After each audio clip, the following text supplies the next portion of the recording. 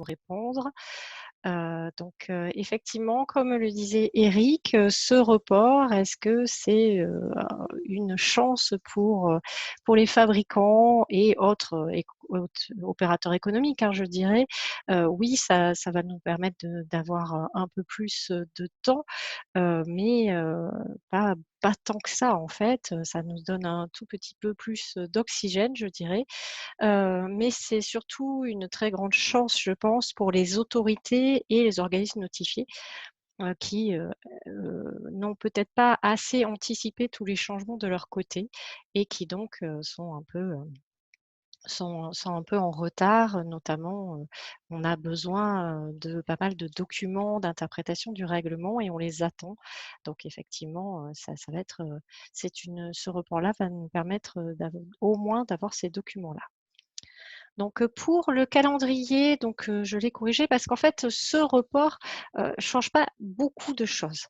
La date de report, donc c'est juste, il y a eu, 2 corrigendums du règlement qui sont apparus au fil de l'année dernière et en avril, il y a eu, cet addendum, qui est l'addendum 2020, 561, qui a, repoussé en fait la date d'application du règlement au 26 mai 2021.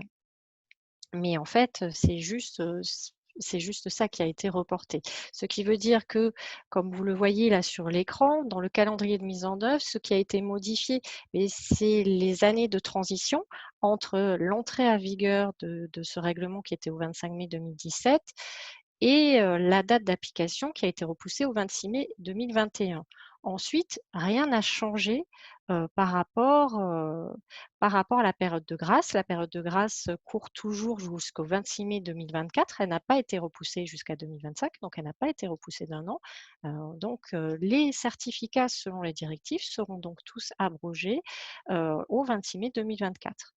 Donc ça veut dire qu'on gagne une petite année, notamment pour la nomination des organismes notifiés, mais on ne gagne pas de temps ensuite, pendant la période de grâce.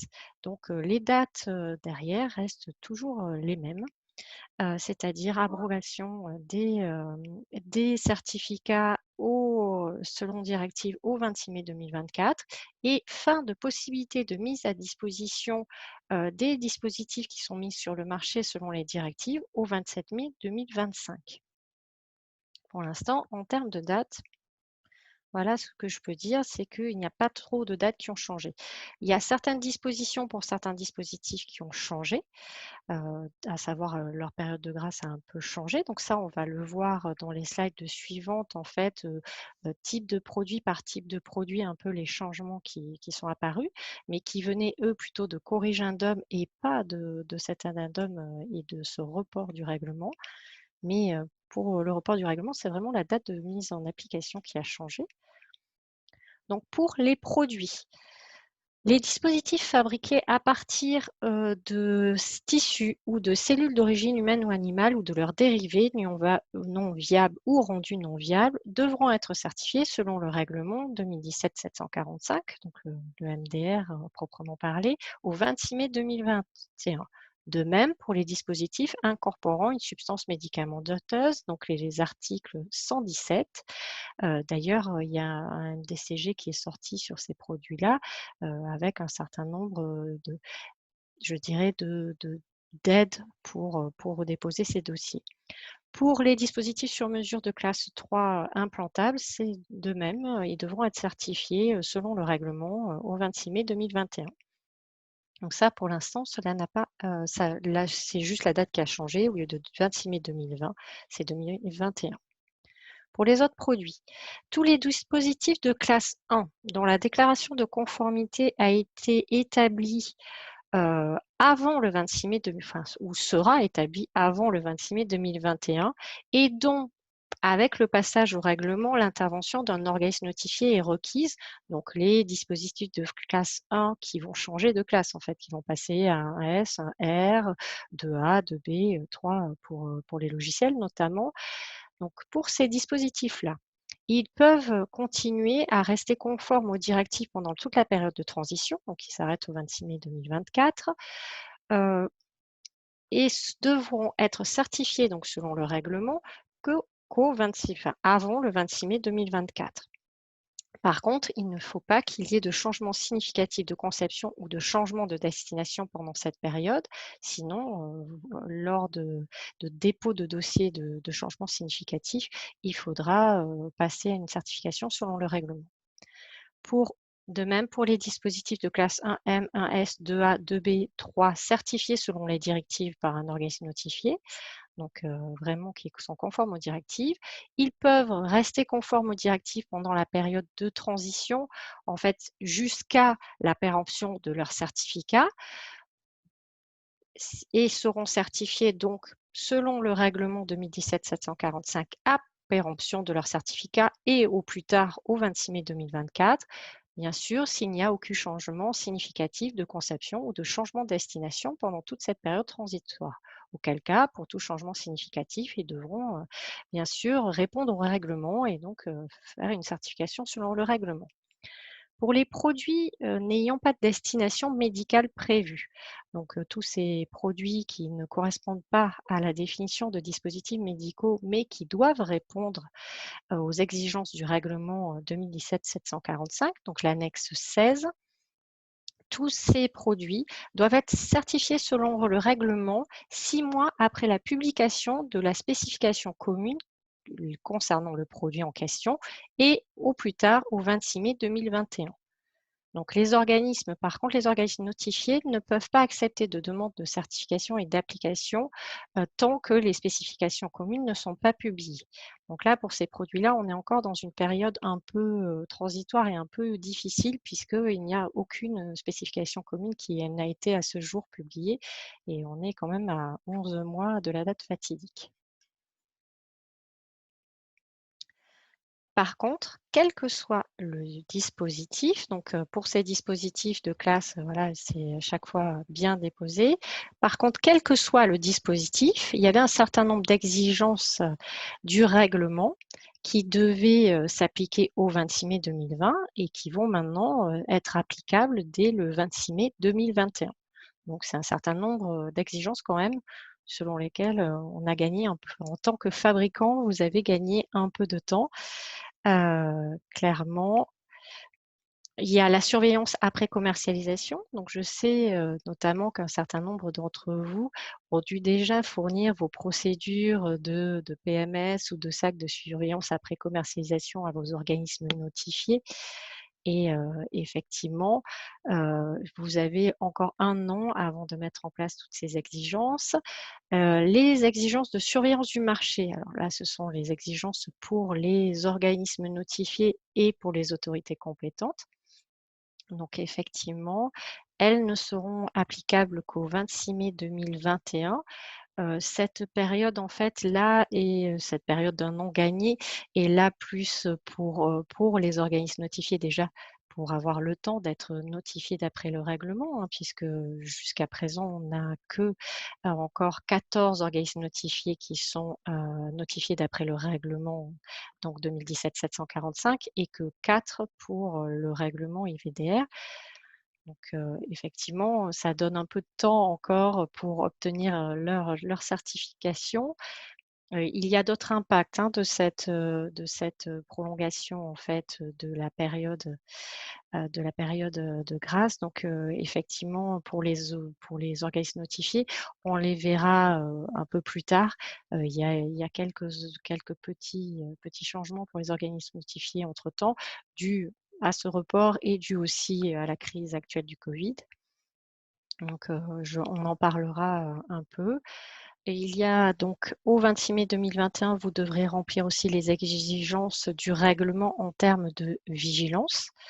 Donc là aussi, c'est pas une mince affaire. Ça vous laisse encore 1 an de plus pour mettre en place toutes les bases de données nécessaires pour le tracking des incidents, pour les suivis de tendance, et aussi de mettre en place toutes les clauses portant sur la vigilance dans vos contrats avec vos sous-traitants, vos distributeurs, enfin tous les opérateurs économiques.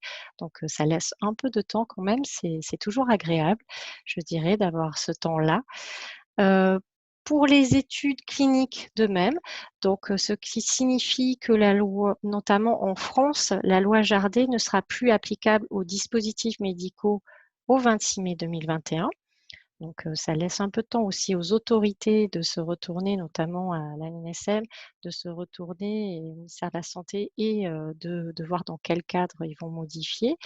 Donc effectivement, vous devrez à partir du 26 mai 2021, lorsque vous lancerez des études cliniques sur vos dispositifs médicaux, suivre les modalités et les exigences du règlement et non plus les exigences de la loi Jardé. Et on sait qu'il y a quelques différences applicables. Ensuite, au 26 mai 2021, toutes les exigences en termes d'enregistrement des opérateurs économiques seront applicables. Donc, tous les opérateurs économiques devaient, au départ, et on va parler aussi sur l'enregistrement des dispositifs, puisque c'est à peu près la même chose. Donc, toutes ces exigences-là devaient s'appliquer au 26 mai 2020, s'appliqueront au 26 mai 2021, et elles étaient portées par un enregistrement dans EUDAMED. EUDAMED étant aussi reporté, mais de façon un peu différente, on va dire. C'est pas malheureusement que d'un an, puisque logiquement toute EUDAMED devrait être ouvert en mai 2022. Donc il est indiqué dans un des derniers documents qui a été édité par le MDCG, donc le groupe d'experts européens, donc le 2019-4, que les éléments de données des dispositifs devront être saisis dans EUDAMED. Parce que mes écouteurs, ceux-là, ils sont pas compatibles. Donc, ils seront saisis dans EUDAMED 18 à 24 mois après l'entrée en vigueur d'EUDAMED.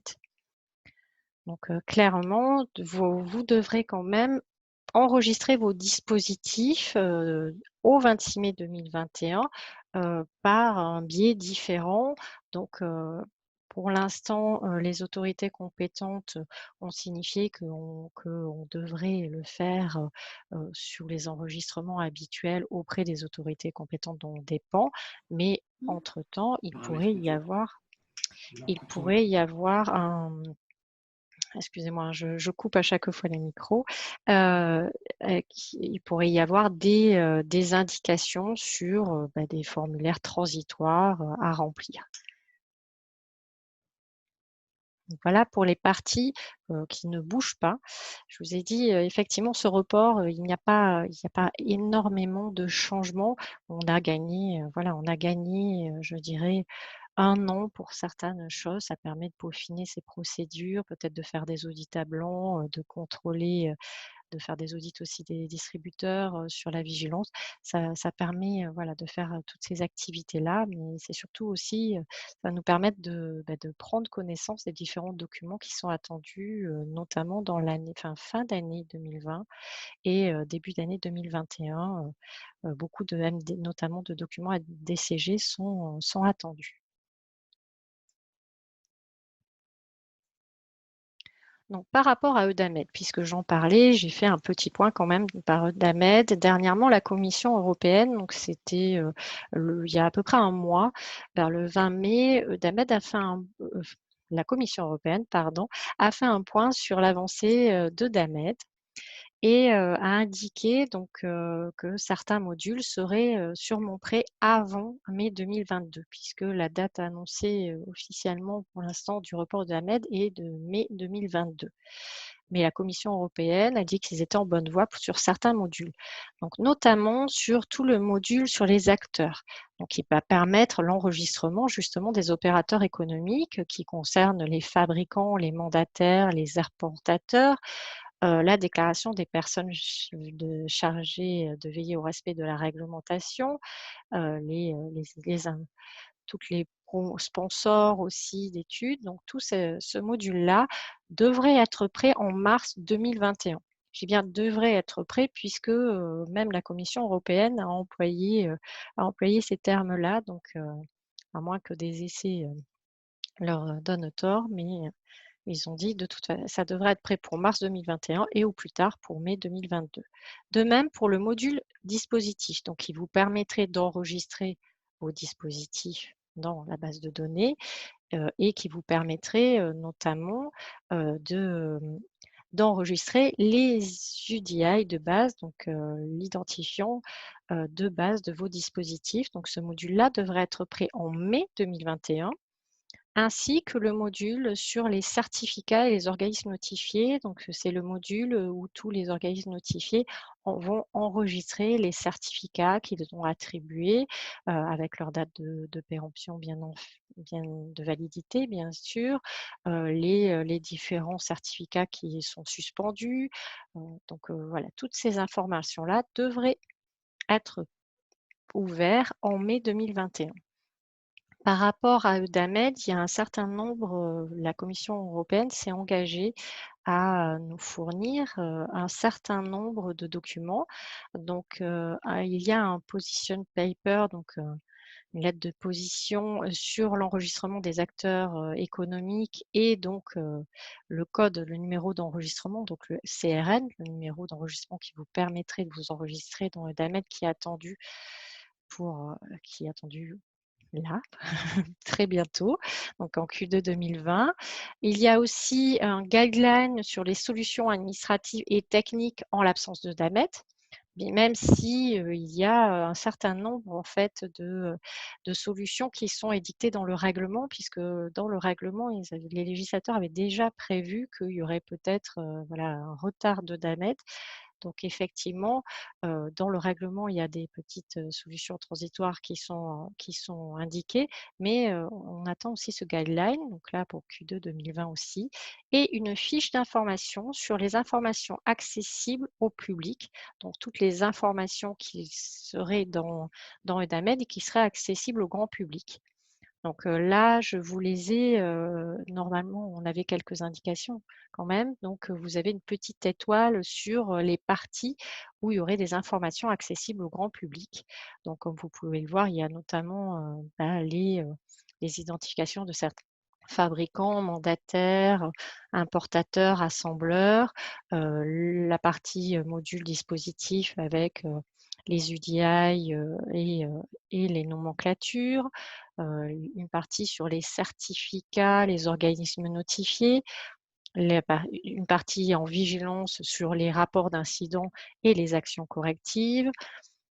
Dans le module investigation clinique, tout ce qui est les notifications d'études, les événements indésirables, les rapports et les résumés des études cliniques, et sur la surveillance du marché, des synthèses des actions en surveillance du marché. Donc voilà, c'est un certain nombre d'informations qui devraient être rendues publiques via Eudamed.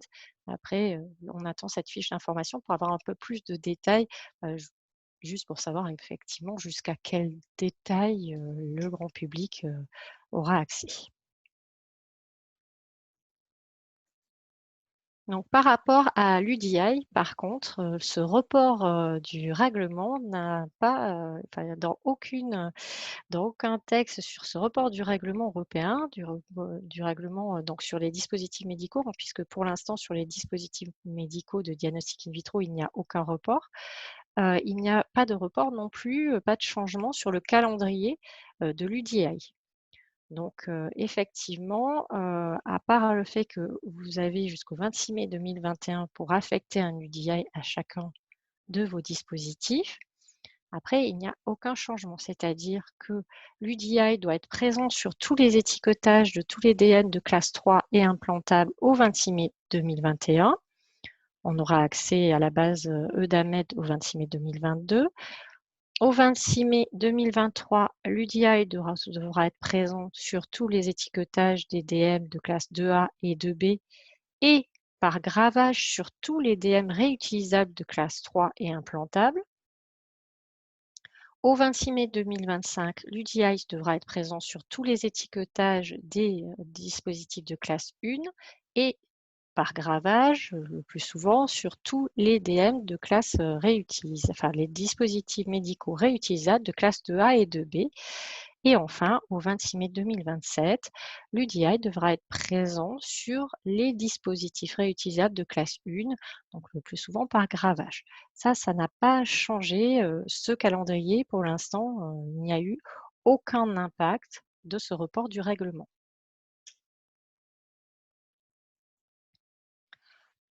Comme je vous le disais, il y a un impact aussi sur les organismes notifiés. Alors, sur les autorités compétentes, le report, a un impact aussi. Ça leur permet, notamment, de s'organiser en interne, de pouvoir éditer des, documents d'interprétation ou, d'aide, pour les fabricants, hein, donc pour les opérateurs économiques. Et aussi, ça leur donne le temps, en fait, d'aller inspecter, d'auditer les organismes notifiés en vue de les certifier selon le règlement. Donc, pour les organismes notifiés, ils ont déjà un point avec ce report, c'est qu'ils ont gagné 1 an, pour être notifiés selon le règlement, et donc il y a pas mal, je sais, d'organismes qui sont en cours, de notification selon le règlement.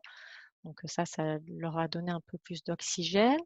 Il y a eu aussi, d'autres points, c'est-à-dire que puisque le règlement est reporté au 26 mai 2021 et qu'en fait, il y avait énormément d'organismes notifiés dont les certificats arrivaient à fin de validité, donc leur certification pour pouvoir, donner des certificats selon les directives, tombaient, en fin de validité, actuellement ou avant, en tout cas le 26 mai 2021. Donc la Commission européenne a publié de nouvelles dispositions pour les autorités compétentes, facilitant le processus de renouvellement des désignations d'organismes notifiés, pour qu'ils puissent travailler selon les directives. Donc bien sûr, tout en permettant aux autorités de mettre en place des mesures dérogatoires. Alors il y a plusieurs types de mesures dérogatoires.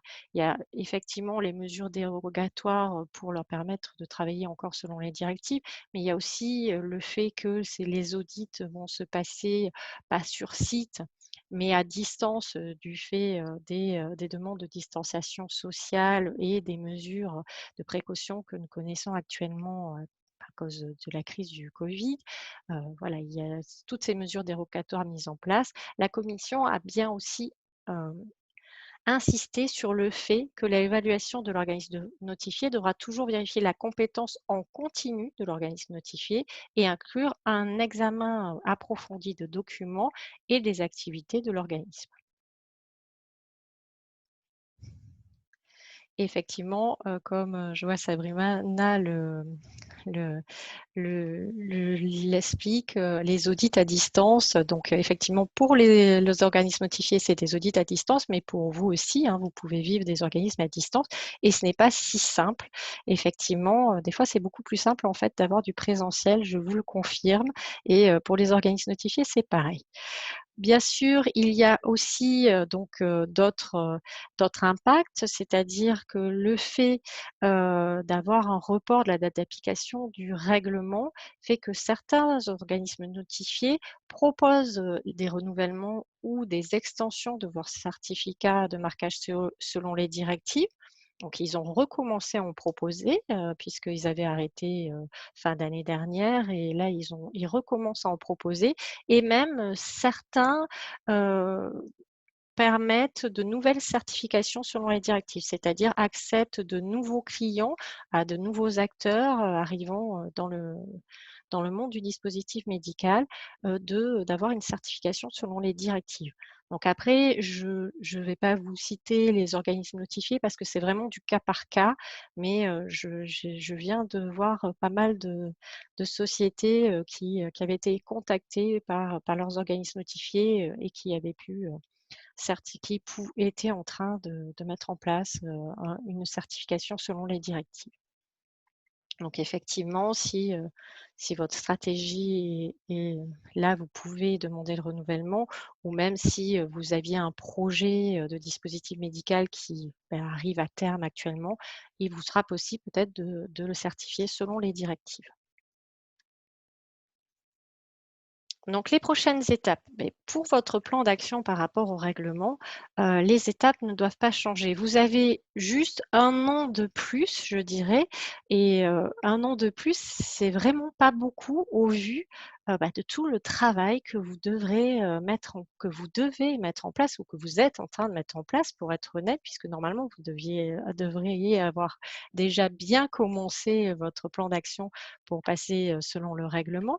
Donc effectivement, 1 an, ça va vous donner un tout petit peu d'oxygène et surtout peut-être, ça va vous permettre de suivre un peu plus facilement, cette veille réglementaire, qui se veut très, je dirais, changeante, et très fournie cette année. Donc, ça va juste vous donner un peu de temps de prendre connaissance des différents documents. Donc, je vous ai, mis un plan d'action là en 2 slides. C'est un plan d'action, que je mets moi-même en place, avec les sociétés que j'accompagne actuellement.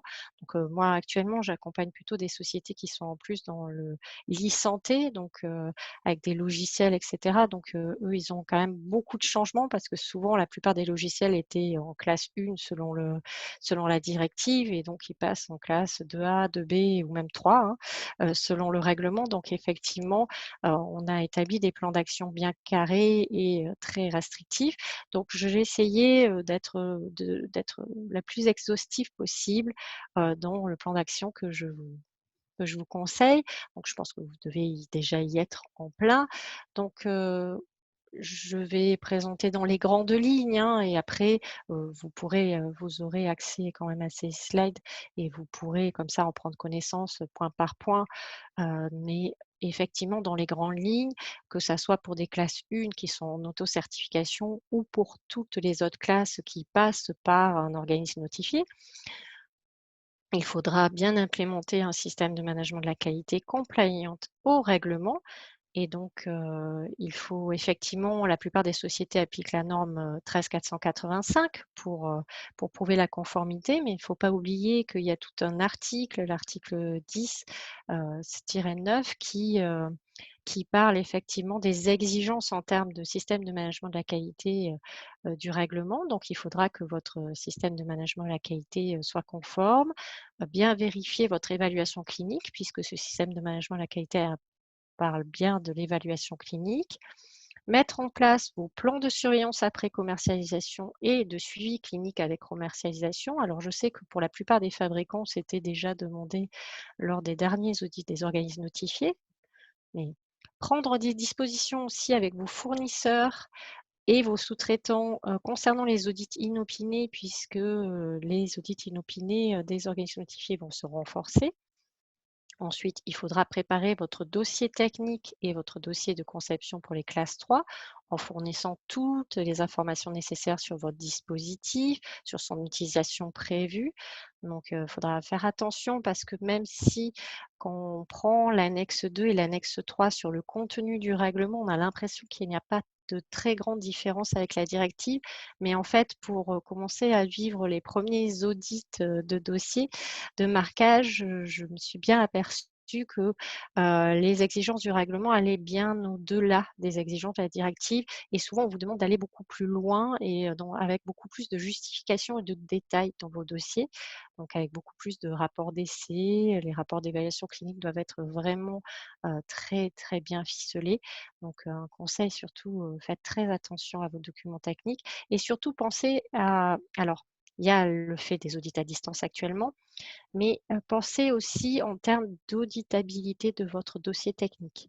C'est-à-dire votre dossier technique, lors, des différentes étapes de certification. Bien sûr, normalement, un auditeur va venir, mais va venir ici chez vous sur site normalement, hors, covid, l'auditer. Mais ensuite, ils vont prendre votre dossier technique et l'auditer sur site et il sera morcelé, auprès de plusieurs experts. Donc pensez bien à l'auditabilité de il faut que ça soit très facile, très facilement lisible, très facilement, je dirais auditable et compréhensible pour un auditeur externe. Donc, vraiment penser à la construction de ce dossier technique. Moi, j'ai vu dernièrement des non-conformités qui venaient juste de là, du fait que le fabricant maîtrisait tellement bien son dossier technique, que pour un auditeur externe, c'était pas si compréhensible que ça et lisible et donc il y a eu un problème. Pensez à obtenir un identifiant, unique Donc n'hésitez pas, à penser à cet identifiant unique pour vos dispositifs. Bien sûr, nommez un mandataire si, vous êtes un fabricant hors de l'Union européenne et indiquez l'adresse de votre mandataire, sur les étiquettes. Obtenir le numéro d'identifiant unique aussi sur Eudamed. Ensuite, soit vous serez audité par un organisme notifié, soit pas, suivant votre classe. Vous obtiendrez, vous le souhaite en tout cas, votre certificat de marquage pour votre dispositif et le certificat pour votre système de management de la qualité. Donc, les certificats devront être renouvelés, donc il faudra et vous aurez des audits de suivi tous les ans. Préparer la déclaration de conformité conformément à l'annexe 5. Donc ça, je rappelle, cette déclaration de conformité est un document qui est contraignant juridiquement pour le fabricant. Donc, le fabricant déclare que le dispositif est conforme aux exigences européennes applicables. Donc, là, vous engagez votre responsabilité en tant que fabricant et même votre responsabilité juridique. Et ensuite, vous pouvez apposer le marquage CE. Ensuite, il faudra enregistrer votre dispositif et son identifiant unique dans la base de données Eudamed quand Eudamed sera prête. Et l'UDI doit figurer sur l'étiquette suivant le calendrier que je vous ai déjà présenté. Et ensuite, bien sûr, vous aurez des audits de suivi tous les ans et vous devrez mettre en place et suivre toutes les activités de suivi après commercialisation, d'évaluation clinique et de suivi clinique après commercialisation pour avoir le maintien de votre certification.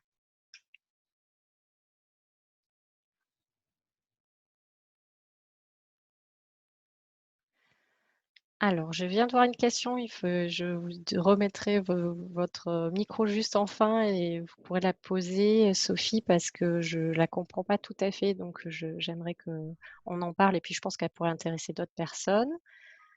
Donc voilà pour le point sur ce report. J'espère que j'ai essayé d'être le plus exhaustif possible. En une demi-heure, c'est un peu court, mais c'est pour vous donner les points principaux et vous aider le plus possible. Donc n'hésitez pas. Je vous remercie vraiment de votre attention. C'est un exercice qui était nouveau pour moi aussi, donc j'espère qu'il a correspondu à vos attentes. Sophie, je vais répondre à votre question, je vais vous demander. Comme vous l'a présenté Eric en début, 5 personnes pourront prendre un rendez-vous pour un bilan personnalisé gratuit et pour des séances de questions-réponses avec moi. Donc, ce sont des séances d'à peu près 40. Alors, c'est une offre qui est réservée bien sûr aux fabricants et aux distributeurs, aux opérateurs économiques. Donc, inscrivez-vous. Eric vient de vous envoyer en fait le lien pour pouvoir prendre les rendez-vous. Donc, ça sera gratuit pour les 5 premières personnes et ça nous permettra de passer 45 minutes pour vraiment parler de votre bien sûr, vous aurez le support, Eric ayant tous vos identifiants, il vous enverra les supports en PDF, il n'y a aucun souci. Donc, si vous voulez me contacter, vous avez mon email et mon numéro de téléphone qui s'affiche. Si vous avez quelques questions, voilà, mais vraiment questions rapides hors du rendez-vous personnalisé, n'hésitez pas. Je vous remercie en tout cas de votre attention et donc Sophie, vous pouvez peut-être remettre si vous voulez poser la question, parce que je ne vous retrouve plus dans tout ce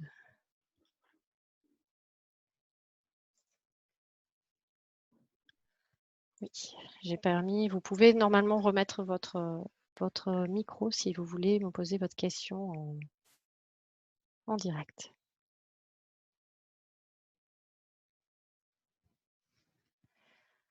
Oui, bonjour, Lydie. Oui, il y aura sûrement des replays, de cette présentation. Non, on ne vous entend pas, Sophie.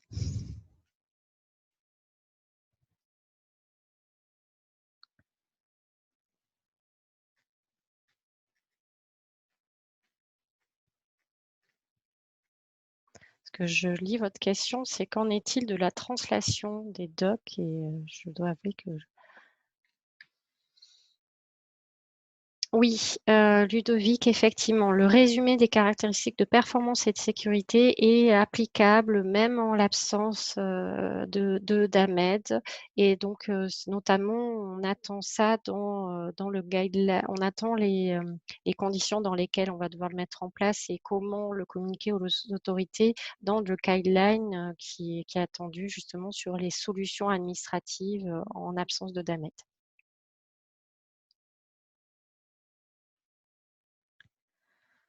Oui, alors nous avons des soucis d'interprétation sur la traduction des déclarations de conformité dans chaque langue. Effectivement, sur le règlement, il n'est pas clairement indiqué si vous devez prévoir des déclarations de conformité dans toutes les langues. Le plus basique, ces déclarations de conformité devant être surtout envoyées aux opérateurs économiques et la langue de l'Europe étant l'anglais, le mieux est de la faire en anglais et ensuite de ne la traduire que sur demande de certaines autorités ou sur demande de certains opérateurs économiques. J'espère avoir répondu à votre question.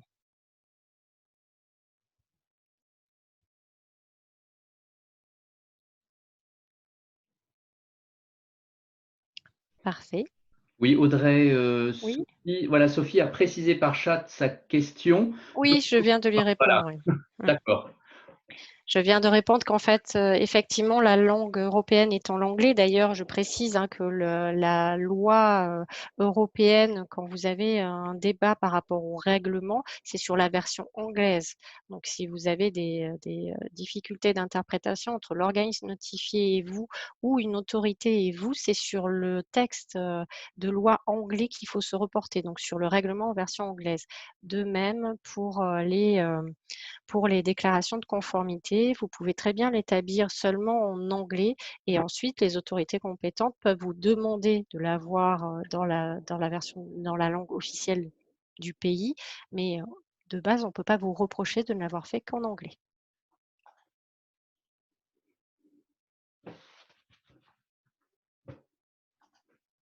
Alors, Alaf a une question très intéressante. Effectivement, vous pouvez tout à fait utiliser le format de l'IMDRF. Donc, l'IMDRF, c'est l'Organisation mondiale pour l'harmonisation de la réglementation sur les DM, qui avait édité le format STED pour les documents techniques selon les directives et qui a édité un nouveau format qui est très intéressant et qui peut vous permettre à répondre à plusieurs réglementations sur les DM.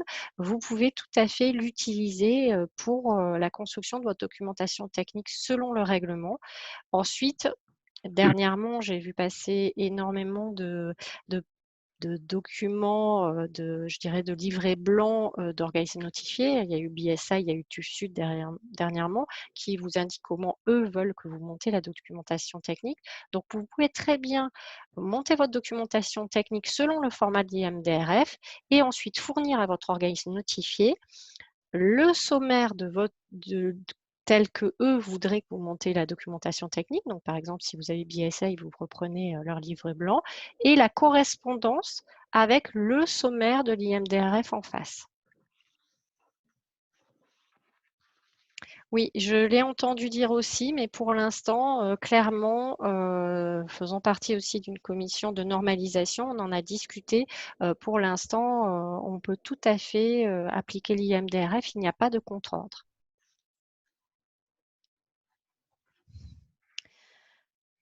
Et donc voilà, et pour l'instant, je n'ai rien vu passer d'officiel sur cette documentation technique européenne. L'IMDRF vous permet tout à fait de répondre.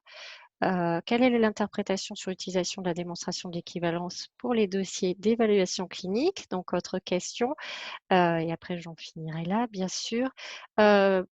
Clairement, la démonstration de l'équivalence, pour avoir vécu un audit, deux audits selon le règlement et pour connaître bien des auditeurs, clairement, la démonstration d'équivalence, il sera accepté que 1 ou 2 équivalents à votre dispositif. Il faudra qu'elle soit vraiment, voilà, presque ça doit être une copie. Et donc c'est très difficile maintenant de s'appuyer sur la démonstration d'équivalence pour les dossiers d'évaluation clinique. Alors, Eric, on a une question qui est plus pour toi. C'est comment savons-nous si nous avons rendez-vous avec vous? Alors effectivement, on a eu beaucoup de succès. Il y a plus de 5 personnes inscrites. Donc, on va respecter le principe du premier inscrit, premier retenu. Mais je vais discuter avec Audrey d'une solution pour ceux qui se sont inscrits au-delà des 5 places D'accord, gratuites disponibles. oui, Voilà, c'est important.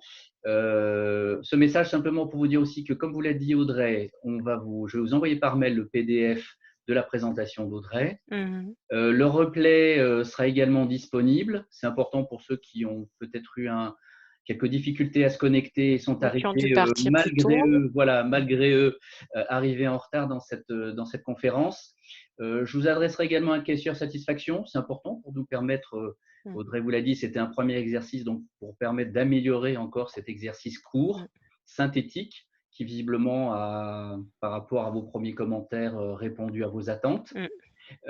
Voilà, donc je Voilà, vous moi je laisse vais informer juste me permettre. les coordonnées d'Audrey également. Voilà, je vais me permettre juste de répondre donc pour la démonstration d'équivalence, si votre évaluation clinique, porte sur un équivalent, il faudra que vous fassiez la démonstration d'équivalence par rapport à votre DM, donc si c'est de la concurrence avec DM concurrents. Donc effectivement, il faudra la démontrer si, votre évaluation clinique porte, voilà, est portée par ça. Effectivement, sinon et n'oubliez pas que comme vous devez prouver que l'équivalence est continue, il faudra quand même avoir un accès à un certain nombre d'informations, sur ce DM concurrent et donc avoir accès à la documentation technique. Donc ce n'est pas toujours aussi simple que cela. Donc voilà. Voilà pour ce point-là. Donc hésitez pas. Heu si dans votre, dossier, votre rapport d'évaluation clinique effectivement, vous ne portez que sur votre, propre DM, qu'il n'y a pas d'équivalence et que vous avez assez de données cliniques par rapport à votre propre DM, effectivement, vous n'avez pas besoin de faire une démonstration d'équivalence avec qui que ce soit. Et je vous remercie, vous aussi. N'hésitez pas. J'ai vu qu'il y avait une question sur la substance, la règle 21. À la limite, envoyez-moi un mail. Donc, vous avez mon adresse là, a.gilbert@ifis.fr et on échangera par mail juste sur ce point-là. Je vous remercie beaucoup, de votre attention et vous souhaite une bonne fin de journée. Merci beaucoup Lydie pour vos commentaires.